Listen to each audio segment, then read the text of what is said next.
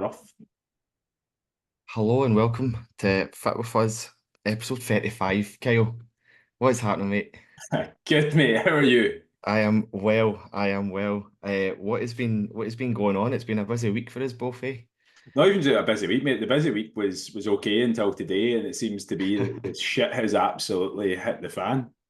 Aye, is it like an IT outage or something like that, like nationwide? Yeah, mate, I woke up. So Thursday is pizza night for me and Jen. So we sat and watched the film, and I actually stayed up a wee bit longer than I should have. Normally, I'm in my bed for like 11, but I seen midnight, and I was like, oh, do you know what? I'm going to wake up a wee bit later. So like instead of being my normal 7, it was like half 7, whatever. I woke up. I thought something like somebody died or something because I woke up to genuinely, I mean, talking 15, 16 messages, and I was like, why is my phone hopping? It was like every person going, is the app down? What's happening with that? Is something up wrong with that? I was like, I don't fucking bleary eyed. I'm like, what's happening there? Transpires that apparently there's been a Windows cyber security thing. Some people say it's an attack, some people say it's an update, but it's essentially somebody's pressed the button that's just fucked everything up for everybody. Aye, So I can't access my app, can't access parts of YouTube. There's whatever. It's all happening. It's all happening today. aye. I didn't know it was actually down until this morning when I tried to access that. Well, until you messaged me this morning is what I was meaning to say there. When you said Trainer Eyes was down, I'm like, is it? So I hopped on to the app and I couldn't log in either. So fuck, it's a nightmare, but hopefully it gets sorted soon. Luckily, there's no enough of an outage that we can record this. So everybody's lucky, everybody's blessed. We're on it. We say that and then we'll record this and it won't process or something. Oh, shit. People Sorry. never know. You are covering a wee bit extra shift and working week this week, were you, or what's happening there? Just this morning, mate. Just this morning, it was just a last minute thing. I had to dive in for a couple hours and just take a few sessions, which is in itself is absolutely fine. Like I love doing it. I love doing morning sessions. It gets me up. It gets me out of bed. Not ideal though when you're closing the gym the night before. So I There's was no, mate, there's nothing. What time do you finish the night before? Like, so I got home just after 9 last night.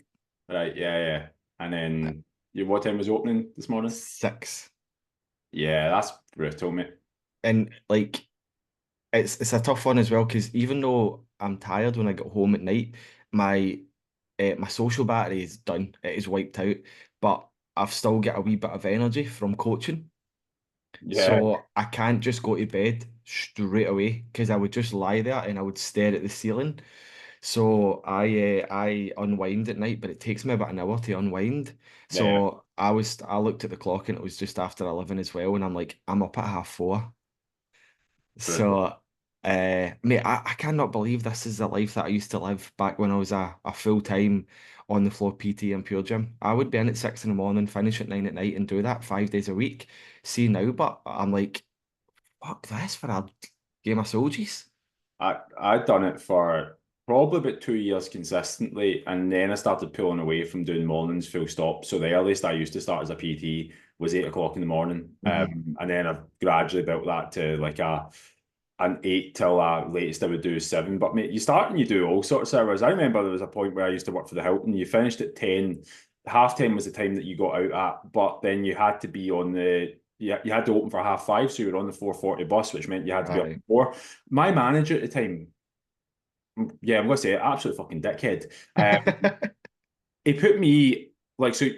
We had a discussion about being on late to earlys because I think legally the time frame wasn't like a Aye. 7.5 hours. So I'm like 7.5 hours between shifts, never mind sleep. So time you get home, time you get in, time you wind down. But he put me on, the night that the clocks go forward. So like it put me on that. And that way, I was still at uni at something at the time as well. So I was like, I didn't notice at the time. So I said Yeah. to him about 4 or 5 days before it, I was like, hi mate, just let you know. Like that's the night the clocks go forward. That I'm like, so realistically, if I'm not getting home until half 10 and I'm meant to be up at what was 4 o'clock, it's now 3 o'clock. Like I'm just on no sleep, mate. I'm in minus Aye. sleep. So he's like, oh mate, I'll not ask you to do it. Like if you can just do it this time, I'll not ask you to do it again. I'm like, It happens once ah, a year. I'm supposed to year, mate. This isn't a weekly occurrence. What a fucking bellend. Were you on one of those 0 hour contracts in the hotel? Oh mate, I was on a 20-hour contract, but they Right. used to give me like 50 hours, like which I Oh didn't my mind, God. like being in college or uni or whatever. It suited me at times, but like, yeah, I never done. I'm done with people. People are these morning people and whatever. I mean, I think I've almost got PTSD. I physically can't do things at that time. I just can't. Anything before 6 in the morning, I'm like, each to their own. You can I do what you want to do. I've done my time at that. I'm done. 100%. Like working in hotels and stuff, they don't give a flying fuck about you. Not one single bit. I was in the Radisson for, I think it only lasted like less than half a year, and I was on one of those 0 hour contracts. They're illegal now, aren't they? Apparently so, aye. So this was when I was fucking 18 or something like that, way back when. But yeah, Christmas time, absolutely packed. Like had work every week, no bother. As soon as it came into January, me and my mate were trying to kind of get a wee rental flat together, trying to grow up. So I went in and I spoke to the boss and I'm like, I'm trying to get a flat. I need work, I need money to pay for the rent, etc. I will see what we can do. Then they gave me a single shift for 3 weeks and I couldn't get the house. I was like, you fuckers. So I was like, I'm not coming back. I mean, it's just the way you get treated. I look back at some of the jobs I had, and I was like, the way that you get treated, and like it's easy saying now, knowing what I know. I was like, I wouldn't deal with that now. But back then, when you're like, you don't know any better, you like you get shafted, and you're like, right, okay, it's just the way the Mate, world is. Like, massively shafted. And because you're young as well, like you do tend to take it a wee bit more. yeah, yeah. Um, I mean, I was from a household that you just go to your work, you just get up, you go to your work, you deal with the shit of the day, you come back, you get paid, and that is it. And when you're 18, 19, you don't really have as much of a backbone as what you do when you're 30. So you just take it, you just accept being treated like a bit of shit in the bottom of somebody's shoe. And it's tough going. I think times are changing now though. Like I think kids these days are both work shy and sticking up for themselves. Do you know what I think it is? And again, go into topics I'm not entirely qualified in, but that's nothing new for me. I think it's the fact that, like, see, because the opportunities are so much more now in the sense that you theoretically can get rich from your phone without Mhm. having to do too much. You can put things together and all that. I think because kids now know that they can do that, not saying that they are doing that, but they can do that. Like they are looking at the world through a different lens than what we are. I think we have two things. We have some of the smartest people that in this generation are really fucking clever, but they're also at times some of the laziest people we Yes. have. The least resilient people, maybe, is probably the best Mhm. way to put it, because there's nothing hard about life nowadays. And I think social media's got a lot to do with that too. 100%. Because what, 15 years ago, I don't even think I had Facebook, Bebo, and I had Bebo at one point. Um, but nowadays, like teenagers growing up, they see people on Instagram living the high life, and they're like, I want that. I want to become an influencer. I want to travel the world. I want to play games all day. I want to go to the gym all day and be a fit influencer. So it's not that they're scared to work. They just refuse and think that they're going to make it big on social media. Not everybody, of course, not everybody, but it seems to be kind of going more towards like I want to be online. I want to be doing something online. I don't want to be going into an office. I want to be making fucking millions selling pictures of my bum on OnlyFans. Just crazy, crazy world we live in.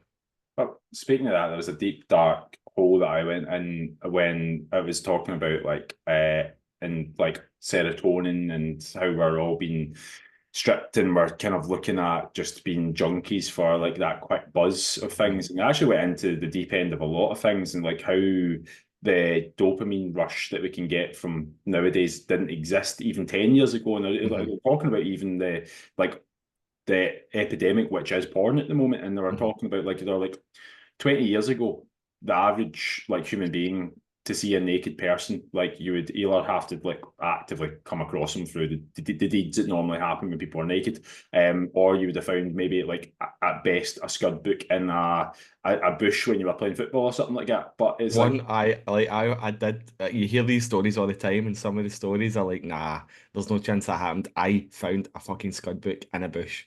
mate, Couldn't you believe it?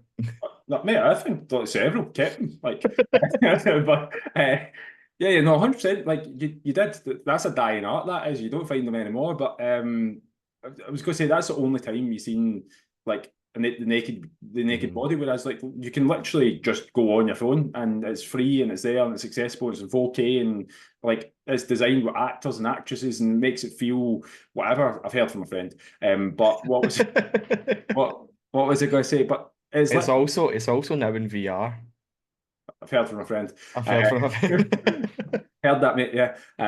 But yeah, I think with that, like, it's so easy just to like. Even you're talking about like caffeine. Like, I probably wouldn't have been exposed to caffeine to the level I have if energy drinks didn't exist because I'm like I didn't like coffee. Never liked coffee until I became an adult. Like, I genuinely was in my late 20s before I enjoyed a cup of coffee, and the only caffeine that I would drink would be a can of Monster. If that didn't exist, I guarantee you I probably wouldn't have drank.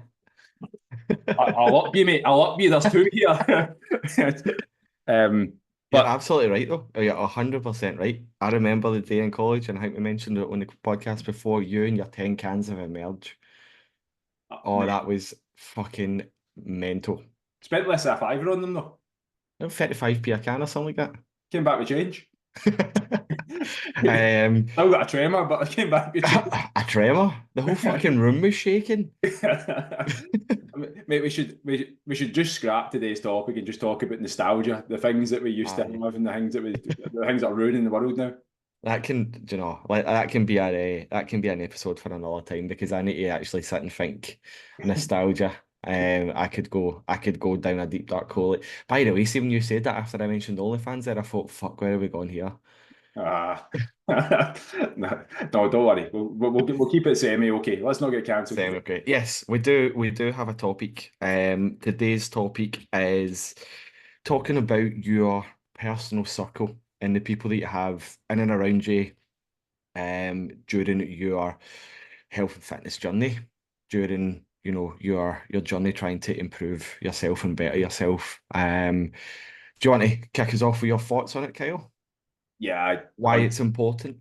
Yeah, I think like me and you have had this conversation a few times about your own journey, and like I think when AJ was on our first podcast, he was talking about when he used to be like overweight, but some of the barriers he faced were actually those families, and a lot of time I find like when I do coach individuals, a lot of the stresses that come are actually when they're spending time with families and families not understanding or actually being sabotaged by their families, where like I think you've touched on this was the way that some people express love is through giving you food and stuff, and that doesn't change. And the way that sometimes you receive love is through that. And like when you're talking about as a like behavioral patterns, like it's always going to be based on like if you've learned something for the last 30, 40, 50 years, it's going to be very difficult to unlearn or untrain that. So it is a work in progress, and it's going to affect you like long term. Does that make sense?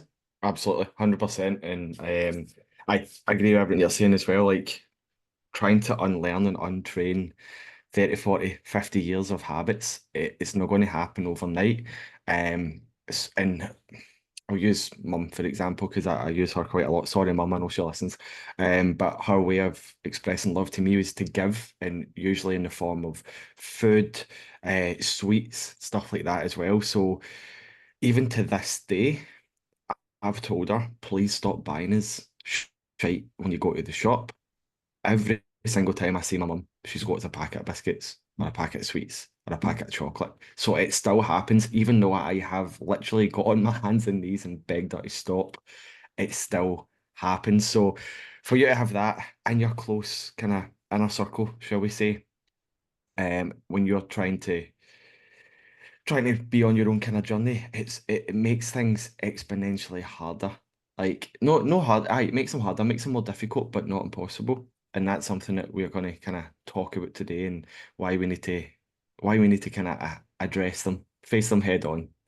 Well, I think just for that as well, like when you talk about like still going to the shop to do that stuff, like again, you can't unlearn that behavior. I think like my thing with my dad, and I've been open and honest with this, is like I think through the first 16 years of my life, it's not like I had a bad relationship with my dad. If anything, it was just the fact that like there wasn't a massive amount in common. Like he was a great dad, but it's just like the level of like emotion between us wasn't massively high. But then I think the period of life where he started taking me to like I had no interest, but he used to take me to watch football. But then when I realised when he took us to the house and gave us a wee cheeky beer, and I felt like I was part of the guys, the older guys, watching something.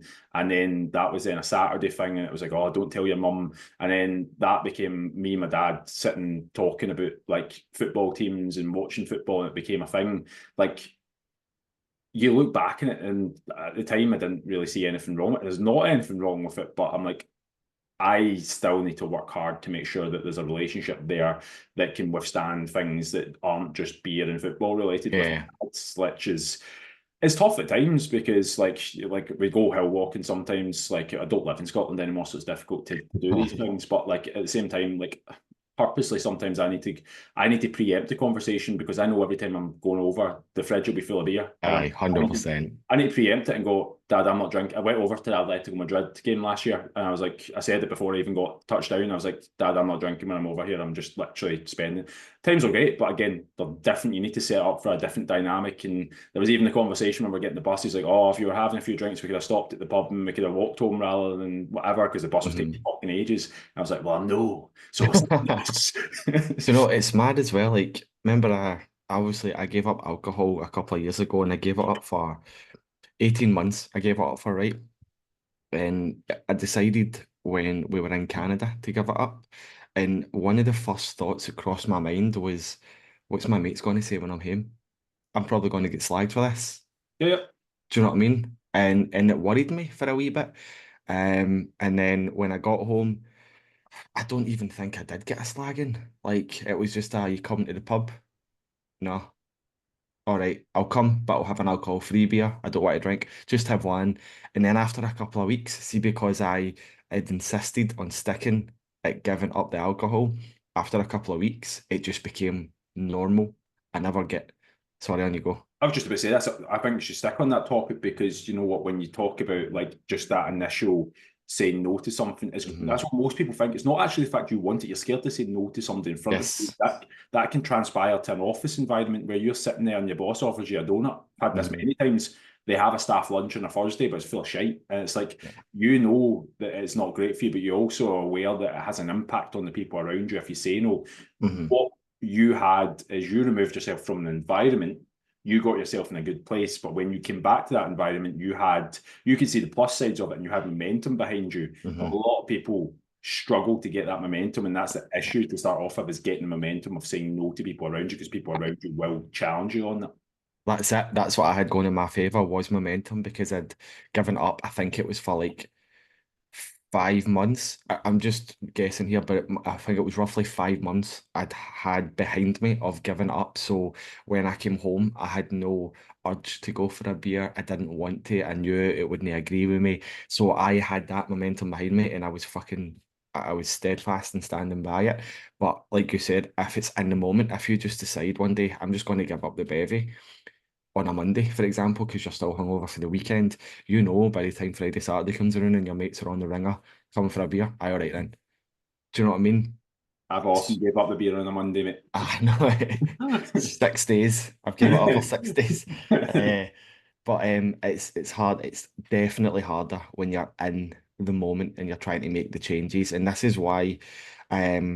this is why like having people around you that can accept you're wanting to make a change and they actually encourage you to do so rather than give you a wee bit of a ribbon for it. Oh, you going to be at first up being boring. Yeah. Stuff like that. You're right. Yeah, you're right. Do you know what I mean? I was going to say that. So you want people that are going to inspire you, that are going to encourage you, that are going to spur you on, not bring you down to their level, not get you to do things that they want you to do rather than what you want to do. Because let's be honest, people are fucking selfish when it comes to things like this. They don't want you not to drink. They want you to drink for their own personal benefit, not anything to do with you. It's Why, because they want you to drink. why do you think they want you to drink? Go into that wee bit. Oh, um, it could be a social thing. Yep. It could also be they might not want to be the only one drinking.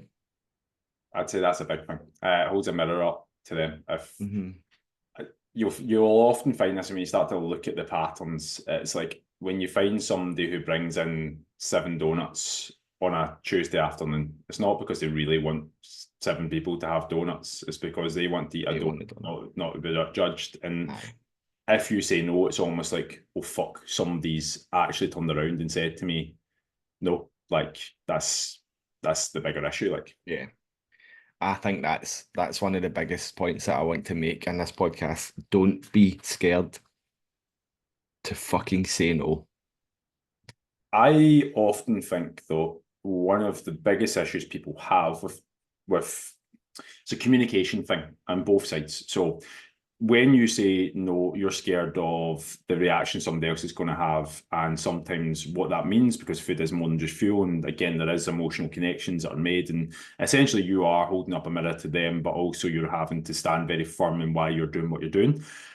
The strategy I give to most people for that is, instead of telling somebody that you're on another fucking diet or you're giving the beer up on a Monday again, and we all know like how that goes, the amount of times somebody's, oh, I'm off it, I'm giving it up, and like, yeah, it's one of those ones that we all know how that ends. But I think actually having a conversation with the people and saying, like, I'm doing it because I feel this way, Mm-hmm. or I'm doing this because I want to be in this position, or I want to do this, and this is what I'm doing. This is the cost of doing what I'm doing, and I'm doing this for this period of time. When you start to do that, I'm not saying everybody's going to buy into it, but they're far more likely to buy into it than just going, no, I'm not having a donut. Like, Mm-hmm. there is a school of thought going, you shouldn't have to explain yourself, but also I disagree with that, because we live in a world where it's very difficult not to have to explain your Yeah. like, that takes a lot of like strength to be able to just go no, and just Aye. bluntly say no. So I would say, if you're struggling with it, just go, no, I'm currently feeling uncomfortable in my own skin, and I'm just staying off it for a wee bit. And if somebody still try to force it down your throat at that point, says far more about that person than it does about you. 100%. That's what popped into my head there as well. I was just going to say it's a massive red flag on their part if they go, "Uck, but it's just one donut. Uck, it's just one Chinese. It's not going to kill you." If you've explained to them, this is why I don't want to do it. This is why I don't want a donut. This is why I don't want a takeaway, and they're still insisting. I think it's definitely more on them than it is on you, but you still need to stick to your guns because this is not affecting them in any way. It's affecting you emotionally. I've had quite a big thought process about stages in life, people in life, upscaling, downscaling, all that. And I often think, and I'm not going to get too deep about this, I'm going to try to keep it surface level, but I often think that, like, a lot of the people around you, when you try and make a change, like, you are going to outgrow people. Like, Mhm. I think there's 2 ways it ends, where either you make a change and then people ask you how you've done it and they follow suit, in the sense that like they start to progress with you, or the opposite, where they start to rebel against you. But ultimately, I think not everybody's going to be with you every chapter of your life as you grow as a person and make physical changes. The people who, again, you often hear alcoholics talking about this, where they're like, when I was an alcoholic, I felt like I had tons of friends. And then I realised I had tons of drinking buddies. And I was just sitting, Yeah. and nobody wanted to have a conversation with me when I was sober, because I was a strange one, I was a weird one, and all of a sudden there was no friendship there at the end of the day. Like, if you are having relations with people and the only relations you're having with them is eating out on a Saturday night, and that's the only way you can enjoy each other's company, I hate to break it to you, but you don't have a mate there. Like, you Mhm. don't, you're just both looking to enable a situation more so than anything else. And for a lot of people, I'm just on the back of saying, like, Thursday's pizza night for me. I'm not trying to be Captain Killjoy here when I'm saying, like, you can't eat out and you can't whatever. You absolutely can. It's more so, even going back to what I said about like myself and my dad's relationship, I'm like, very difficult to outgrow your dad, but at the same time, I'm like, I'm making sure there is still a healthy relationship there, that I don't just go beer, football, beer, football, Yeah. beer, football. There needs to be more than that there, and I'm constantly looking at trying to change that situation at times. Still love the beer and football situation, but it can't be the only situation there. And I think it's important to look at your relationships around you and go, what is this? Can we change the dynamics? Because a lot of the time, if you do have genuine friends, but you find yourself in a bad routine of every Sunday morning you're going for like a massive breakfast and it's a fry up and it's the only place you go. Change restaurant, change place, change environment, go for a coffee, go to laser tag, go to bowling, go and do something different, change the Mhm. dynamics of it, like, and you're not stuck in that situation. Does that make sense? Aye, absolutely. For things to change, things have to change. Yeah, I think that's it. Like we, we often as fitness coaches, you can't just be a good fitness coach anymore. You do need to market things. I think it's openly on Instagram, everybody's trying to make things sound like they don't come with a cost. Like it does come with a cost in the sense. Hmm. I'd love to tell you you don't need to change a single fucking thing and you can get in great shape, great results and change things. But realistically, that makes no sense. Like Yeah, none. We try and make it as frictionless as we can. We understand what you're willing to give up, and against our job to test you. But realistically, for things to change, things need to change. You need to take yeah, acceptance of why you're in the position you are in the first place yeah. and what needs to change that. And that also goes towards your personal and your inner circle as well. If you're if you're finding that certain members of your personal circle are bringing you down to their level, might be time to make a bit of a change. It might be time to, sit them down, have a chat, and if they're not understanding, then I mean, I'm not telling you to cut ties with lifelong friends and stuff like that, but if that's what needs to happen, for you to get to where you want to be and be happier in life, then it might just need to happen. Like, don't be scared of making these big changes. Should we flip it though and try and kind of talk about the positives? What would you be looking for from close people around you and your health and fitness journey, and you bettering yourself? What would you be looking for people to do and to give you? Right, okay, I'm going to change the dynamics of it slightly, and I do think Right. actually talking about the positives needs to be where it goes. But like, I think for me, when I was trying to get better in the gym, the most progress I ever made was when I was in a gym that had 15 PTs and seven of them or eight of them were all stronger than me. And the reason that I made more progress is because I was surrounded by people who were better than me. Their standards were so much higher. The least amount of progress I've made is when I've been the best PT in the gym, the strongest PT, the whatever, because all of a sudden you get super comfortable and your standards, you're not being challenged and anything else. So I think people around you should challenge you. And if Yep. you don't have people around you who are better than you and who challenge you, then you need to find those people. And realistically, that sometimes means paying for them. And whilst you might listen to this and make it sound like, oh, well, that's easy for you to say you're looking for money from me. That's not what I mean. Like I invest in my own health and fitness. I invest in my own business. I spend an absolute fortune like on trying to level up and upscale myself because there's not at times the people around me that I need locally. So that's not to say they don't exist. They are there. There are some of them, but when I'm looking to surround myself with more and better people in the room, then that's where I look at trying to upscale that way or upscale that way. Does that Hmm. make sense? Aye, aye, aye. You want people to challenge you, but you also want them to do it in a nice way, constructive criticism. Challenge you with honest feedback, challenge you to help you improve your routines, push you out your comfort zone. And also, but these same people, you also want them kind of celebrating your successes as well, no matter how big, no matter how small. You want them kind of being your biggest cheerleader. But like I say, like you still want that wee bit of tough love when it's needed as well. So yeah, that's a very good point. I think another one that I want to talk about as well is just that accountability. See, knowing that you've got somebody to share your progress with. They can keep you accountable, they can keep you motivated, sorry, they can make sure you're sticking to your routines. Just somebody that is keeping on top of you and just making sure, right, what boxes are getting ticked today. Now that doesn't necessarily need to come from your friend. Like Kyle said, sometimes you might need to pay to get that level of accountability. But if you've got somebody that is so close to you in your personal circle that just like checks in with you every couple of days or every week, how you getting on this week? Proud of you. Let's keep going. You look amazing. You're doing amazing. You're an inspiration. Stuff like that is like it's fucking rocket fuel for me.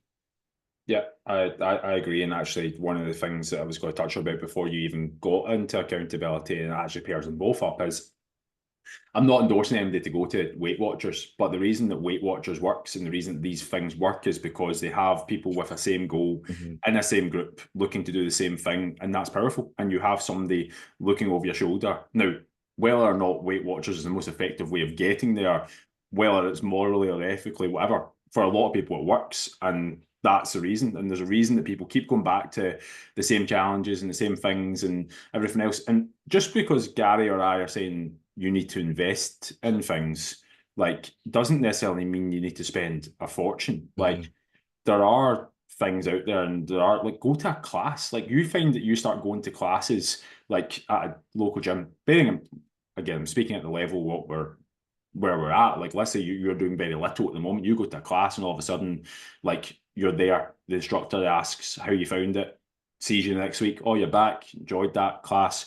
You start to see your same few wee faces and stuff. Yeah. That's then like you start to build into a wee community, and that's ultimately then what will help keep you kind of moving in the right direction. Because you're then, instead of being on a, I had a conversation, I'll not name them, but I had a couple that I coach, and they were finding it really difficult not to fuck the weekend. And it literally started on a Friday night, because when they get back on a Friday night, one of them wants a takeaway, the other one doesn't want a takeaway, and it becomes this big thing where the other one feels guilted into having the Yeah. takeaway. And then he is okay with having the takeaway and being okay with the rest of the weekend, but because she didn't want it on the Friday night, she feels that she fucked the weekend, and Hmm. it then becomes this big Saturday morning, then becomes different, Sunday becomes different, and it becomes a Monday start every week. And the only conversation I had with him was like, all right, cool. What can we do to reframe this? Can we look at maybe you said that you're struggling for time together and you're struggling to get to the gym. When we had the best successes when you were both going to the gym on a Friday night together. Can we look at that? Lo and behold, Friday night together, going to the gym. Like they're having again a much better time of it. They're having their takeaway on a Saturday simply just because it's planned. It's planned on a Saturday. Yeah. They both enjoy it. They don't feel that they've ruined the weekend. They've got all the sessions done throughout the week. Job's a good one. And it's like small, simple things can be changed just to change like the dynamics, the view, the structure of things. Like it doesn't need to be wholesale changes, but having a good structure and people around you on the same page as you is massive. Aye.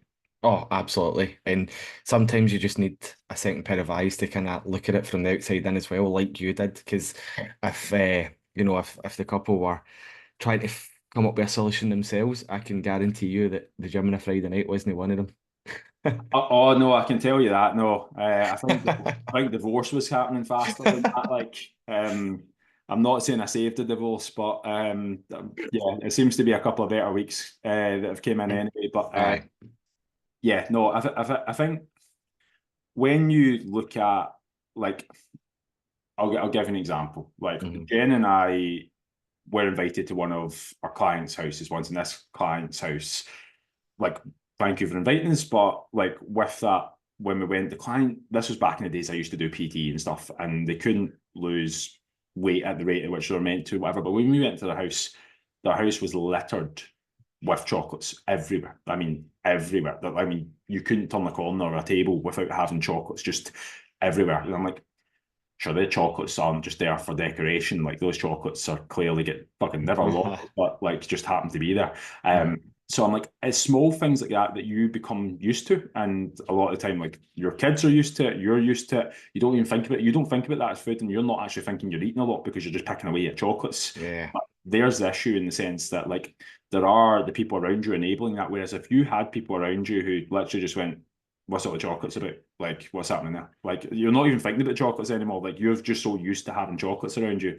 But the issue would be for a lot of people if, say, you're a partner, two partners, kids in the house, all of a sudden you get rid of the chocolates. There's that becomes an issue then, doesn't it? Hmm. Like, Yeah.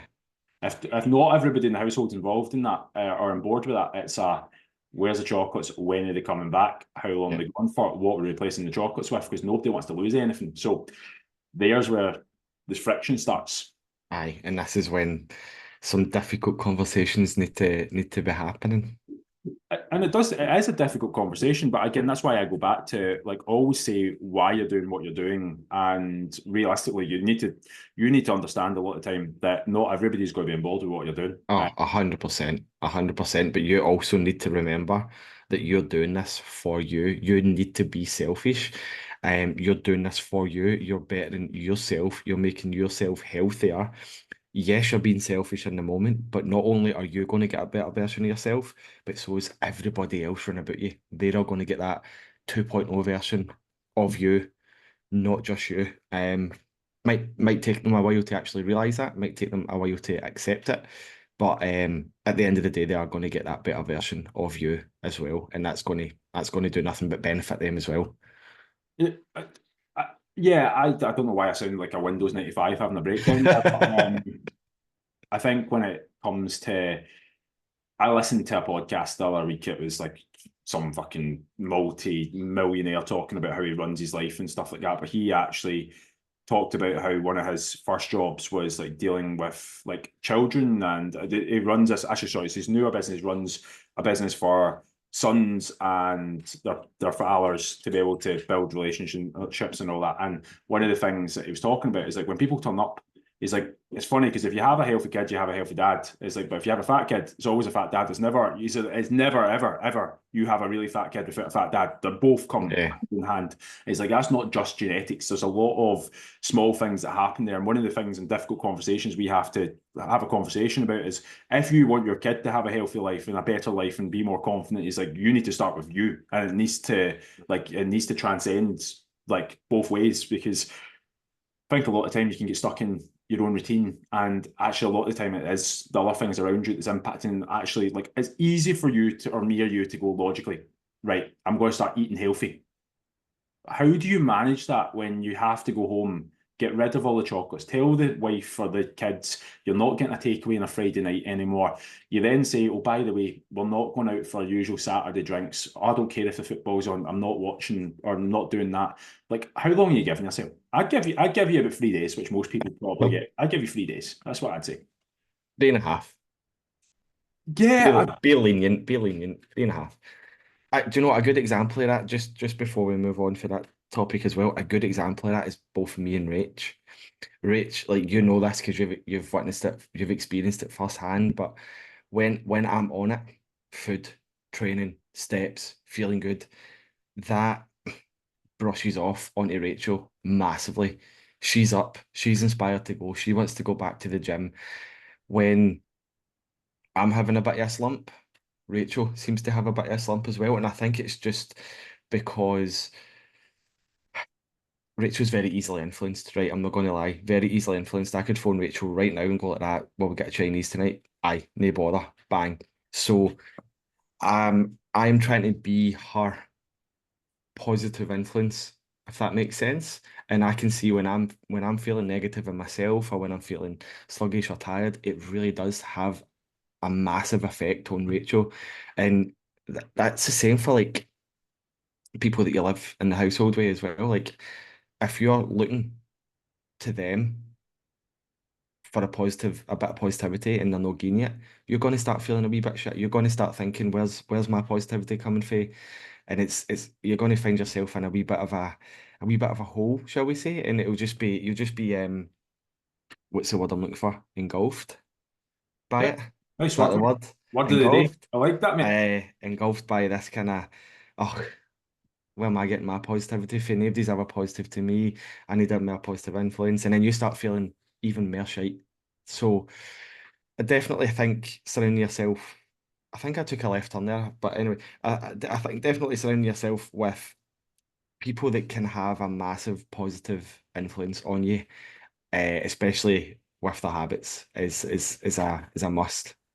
Yeah, I think having and radiating it, finding some, for me, it's always about finding somebody who I like the way they conduct themselves. They seem to have a willingness to enjoy life the way that whatever. And every time I've ever looked at employing a mentor or looking at who I want to be coached by, they always need to embody something that I'm like, I want that part of them to show me how to get that part of things. Even friends wise, I'm like, the people I'm drawn towards are the people who very much are doing things that I aspire to do. I'm very much like, Hmm. I want that. But like, again, listening to the same guy's podcast the other day, he was talking about, he's like, the reason I moved to Dubai is like, you look at it and it's like, I was in the UK, and it's like you listen to news and you're talking about financial crises all the time. You're hearing about all the crime rates. You're hearing all this news all the time. The well is dull and whatever. It's like you go to Dubai and you realize the financial crisis doesn't exist because people driving about constantly in Lamborghinis. It's like you're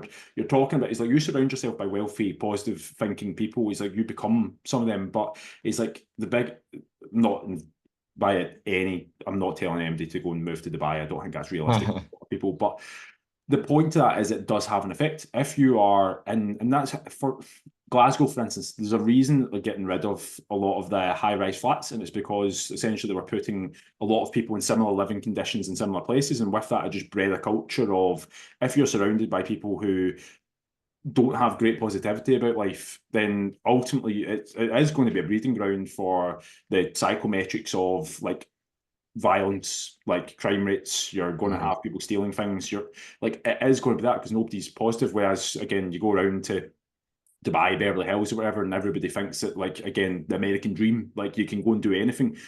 But that is a mindset. I'm not saying that you have to have that mindset, but the extremes are both so clearly somewhere in the middle.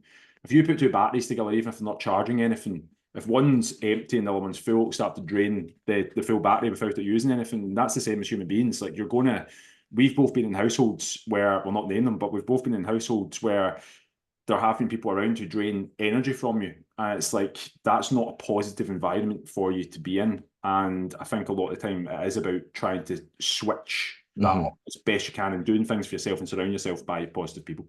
Exactly. Surround yourself by positive people, people that understand you, people that are willing to accept any fucking changes you make, people that are willing to accept you for who you are, and people that are going to give you that wee kick up the ass that you need when you need it.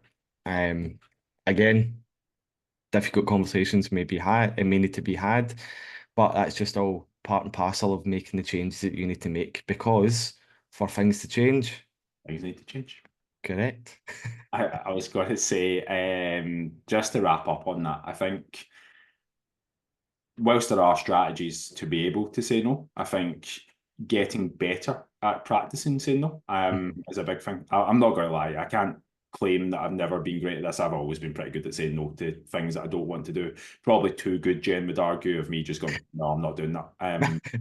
I've got so good at it, it's brilliant. Yeah, but I mean, but that's the thing. It's like I'm not going to like I've got better at saying no to things that I want to do, which is actually a very difficult thing. Like I'm very good at saying no to things that I don't want to do. So a lot of time when it would be social events or going out with people or like Jen, Jen has about 15 mates and they've all grown up since school. I've got probably you could count my mates with less than three fingers. Like generally I've got three mates and that's the way it is. And I'm happy with that because Am, am, I- three, am I the middle one? you're the middle one, mate. Yeah.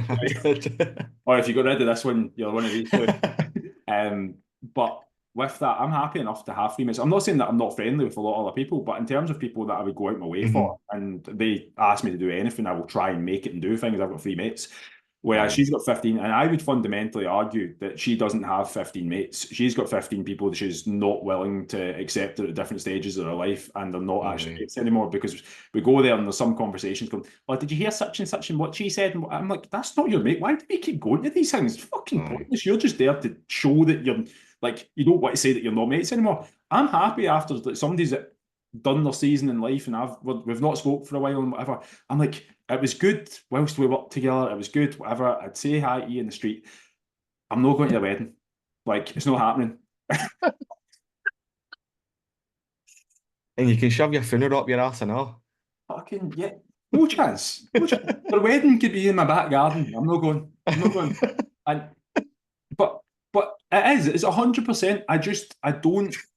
I would like to. Look, for me, it's like when you say no to something, you say yes to something else, and vice versa. When you say yes to something, you say no to something else. And a lot of the time, like when I've said yes to things that I really don't want to do, the cost of that is I've had to say no to something else. And that no, you get away with a certain amount of them, but Mhm. as time gets more precious and everything else, I'm like, fuck that. Like, I'm just, there's a no that's happening, and it's not what, no offense, but it's not happening. And that's fine. And I think for a lot of people, practicing that no, and it's like sets and reps of anything. You go into a gym and you can't lift 3 kilos over your head in a dumbbell press, but after you've been there for 3 months, you're lifting the tens. Like you Mhm. try and lift the 10 straight away, it'll cripple you. Not ask you to lift the 10 straight away. I'm just starting to say no to small things. And small things can be, for me, the first no to my dad would have been, it's not me saying, no, I'm not coming and no, I'm not going to football. It was, Dad, I'm not drinking when I'm coming over, and I'm Yeah. preempting that ahead of time. Like that's what the first kind of no in the sequence of things for me would happen. And it still is hard to do that, but it just gets better and easier as time goes on. Aye. So basically, like to summarize, say no to more things that you want to say no to. Stop doing things that you don't want to do to please other people. Start doing more things that you do want to do. It's going to be hard at first, but it does get easier. Me and Kyle are perfect examples of this. We were shy at saying no at first. Now Kyle's not even coming to my wedding. I was about to say, don't send me that invite, mate. It's a wasted piece of paper. You're getting one of the fucking the Facebook Messenger invites. I'm not even wasting paper on you. I'll kid on that the Windows crash has affected that. I've got it. No, but honestly, like, start saying no more. That's it. Say no more. Say no more. Say no more, you just got to sing a song Say no now. more. Start saying no a lot more than you do, because it is liberating. Do you know what? It's very difficult to tell somebody how something feels without them ever experiencing it, which is actually gets to me because I'm like, I was going to put a wee post about this up. In my opinion, like I'll die on a hill. This right now is for short term, like for short term, most people losing 10 kilos would change their life enough for them to experience a lot more of life that they want to experience. Long term, lifting weights and getting stronger, 100%. Those two things, you lose 10 kilos short term and start to build strength and get muscle, like long term, then I think that's enough to change your life. But me saying that to somebody right now and them being in a position where they feel shite about themselves, they've got no energy to do anything, they feel trapped by people around them, that might not land at all. And they don't actually know what it feels like. So if they don't know what it feels like, are they going to do it? Whereas I'm like, I wish you could just show them what that feels like and the impact it would have for their life for like a day. I wish it was like a transaction where you could pay for it for a day and then go, if you want more of that, then this is what you need to do. But unfortunately you can't. And it's very difficult to tell somebody this is what something feels like. But I promise you, like as Gary said, saying no to more things actually will set you up for a far happier life. Absolutely. Like I say, it is so fucking liberating. And it's important to remember as well, like, you only get one shot at this. Stop fucking wasting your time doing shit you don't want to do, making yourself miserable, making yourself unhappy just to please other people. Do more shit you do want to do. Get fitter, get healthier, get stronger, live a long and prosperous life, and fucking enjoy it. That's the main thing. And keep listening to the top 5% of podcasts. Correct. Yeah, Is there anything else that you want to talk about before we head off? I know you've there got a busy probably is, night. but those two cans of Monster have affected my bladder, so I don't have time to talk about them even if I did. So Excellent. Right. Well, thank you so much for listening, everybody. Hopefully you took a lot of value in what we were talking about today. As always, if you get any questions about anything we're talking about, just fire us a message on Instagram. Speaking of Instagram, where can they find you? Kyle_biofitness1. Gary, where can they find you? At GMAC_health and fitness. But yeah, thank you all for listening and see you next week. Bye. Oh, that's the wrong button. Press the wrong button. How the We're still going. We're still going. We're I still actually recording. can't find the record button. Oh,